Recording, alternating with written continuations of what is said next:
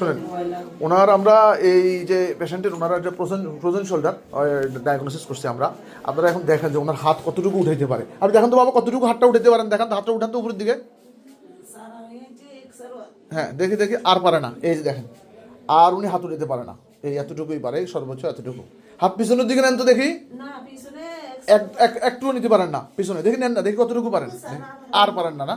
আচ্ছা আচ্ছা ঠিক আছে, এখন আমরা ওনাকে ইনশাল্লাহ ইঞ্জেকশন দিব। আমরা ইঞ্জেকশনটা হচ্ছে যে কি, যে ওনাকে এই সুপ্রাস্কাপুলার একটা নার্ভ ব্লক দিব, কারণ ওনার সিভিয়ার পেইন এটার জন্য।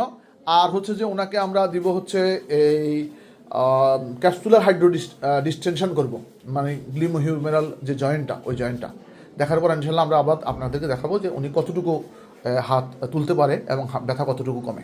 জি, এবার ওনাকে ইঞ্জেকশন দেওয়া হয়েছে। ইঞ্জেকশন দেওয়ার পরে এবার হাতটা উঠান তো দেখি, এবার বিসমিল্লাহ পুরা কতটুকু পারেন আল্লাহর নাম নিয়া উঠান, নর্মাল যেভাবে আপনার আরাম লাগে এভাবে উঠান।